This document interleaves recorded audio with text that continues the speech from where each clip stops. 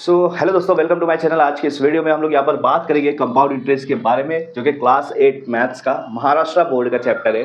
14 chapter है। Practice set 14.1 हमने cover कर दी है। 14.2 के बारे में बात करेंगे।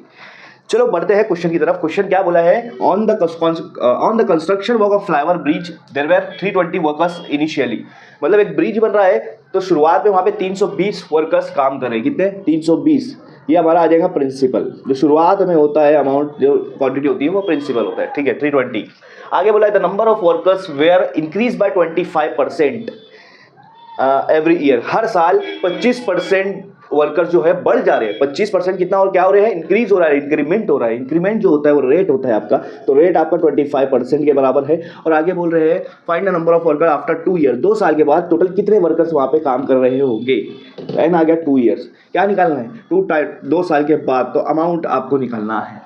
कंपाउंड इंटरेस्ट की बात कर रहे हैं। क्यों? क्योंकि हर साल यहाँ पर इंक्रीमेंट उतना हो रहा है। इसका सिंपल सा विदाउट फॉर्मूला का अगर मैं बात करूंगा तो विदाउट फॉर्मूला मैं इसको सॉल्व कैसे करूंगा? 320 वर्कर शुरुआत में काम कर रहे हैं तो हर साल 25% वर्कर बढ़ रहे हैं। 320 का 25% कितना होगा? अब एक चीज देख लो, 100 का 25% कितना होता है? 25 होता है। मतलब अगर मैं 100 को 4 से डिवाइड कर दूंगा तो 25 आ जाएगा। किसी भी चीज का 25% निकालना है, उसको 4 से डिवाइड कर दो तो 320 का 25% आ जाएगा 80। कितना आ जाएगा? 80। इसका मतलब एक साल बाद, पहले 320 वर्कर्स काम कर रहे थे, एक साल होने के बाद 80 वर्कर्स बढ़ गए उसमें, तो अब कितने हो गए? 320 में 80 वर्कर्स बढ़ गए तो अब हो जाएंगे 400। एक साल बाद कितने वर्कर्स हो गए? 400। फिर 25% बढ़ गए। उन्होंने कितना बोला? 2 साल तक ना, तो एक साल का निकाला, अब एक और साल का निकालना पड़ेगा। फिर से 4 से डिवाइड करो, आपको 400 का 25% मिल जाएगा 100। अब 400 में 100 बढ़ा लो तो आपको टोटल मिल जाएगा कि 2 साल बाद वहां कितने वर्कर्स थे? 500 वर्कर्स थे। कितने थे? 500 वर्कर। ये होगा मेरा विदाउट फॉर्मूला। ये होगा मेरा विदाउट फॉर्मूला। अब फॉर्मूला से हम लोग सॉल्व करेंगे। तो फॉर्मूला क्या है? A is equal to P into 1 plus R upon 100 raise to N। ठीक है, P क्या आपके पास? प्रिंसिपल। कितना है? 320। 1 प्लस रेट कितना है आपके पास? 25 अपॉन 100। परसेंट नहीं लगाना है क्योंकि डिवाइड बाय 100 यहाँ पर कर दिया है। N की वैल्यू 2 है। ठीक है, हाँ। अब क्या करेंगे? 320 क्या करेंगे? Cross multiply. यहाँ पर देखो डिवाइड में सेम नंबर नहीं है। डिवाइड में जब सेम नंबर नहीं होता है तो आपको क्रॉस मल्टीप्लाई करते हैं। अब आप बोलेंगे सर यहाँ तो कुछ नहीं था, आपने 1 कैसे लेके आए? जब किसी के नीचे कुछ नहीं होता तो 1 होता है।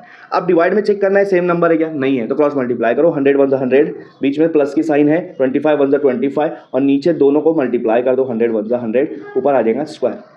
ठीक है, यहाँ पर 320 वैसा का वैसा, ऊपर मल्टीप्लस करो 125 आ जाएगा, नीचे आपका 100 आ जाएगा और ये आपका स्क्वायर आ जाएगा। ठीक है, ये आपका स्क्वायर आ जाएगा। अब क्या करेंगे? अब इसको सॉल्व करेंगे हम लोग आगे। कैसे सॉल्व करेंगे आप देखो, ये आपका अमाउंट हो गया 320। यहाँ पर दिया है 125 अपॉन 100। अगर मैं इसको डिवाइड करूँगा, कटोगे, यस, 25 5 सा 25 4 सा 25 के टेबल में 25 50 75 100 125। 100 4 पर आ रहा है, 125 5 पर आ रहा है, तो यहाँ पर हो जाएगा 5 अपॉन 4 का स्क्वायर। और स्क्वायर का मतलब होता है कि किसी भी चीज़ को 2 बार मल्टीप्लाई करना। तो 320 को 2 बार 5 और 5/4 को 2 बार मल्टीप्लाई करेंगे 320 से। ठीक है, हाँ। अब क्या करूँगा? कट करूँगा। 4 1 सा 4 8 सा 32 और यहाँ पे 0। क्या बच रहा है आपके पास? 80 बच रहा है। ऊपर 5 × 5 अपॉन 4 बच रहा है, ये वाला 4 अभी बचा हुआ है, ये तो कट हो गया। फिर से कट करेंगे। 4 1 सा 4 2 सा 8 और ये 0। तो आपके पास बच रहा है 20 × 5 × 5। देखो कैसे मल्टीप्लाई करेंगे। 2 5 सा क्या होता है? 2 5 सा 10 होता है। 10 5 सा क्या होता है? 50 होता है। 50। ठीक है, और कुछ कट हो रहा है क्या? ठीक है, हाँ 50। और ये वाला 0 आपका देखो अभी बचा है, हमने जिसको मल्टीप्लाई में नहीं लिया था वो यहाँ ले लेंगे। कितने वर्कर्स हो गए? 500। पहले मैंने 2 को 5 से मल्टीप्लाई करा, 10 आया, 10 को 5 से करा, 50 आया और ये 0 आगे लगा दिया। तो टोटल कितने वर्कर्स हो गए? 2 साल के बाद 500 वर्कर्स। यही आपको निकालना था। ये आपका फाइनल आंसर है।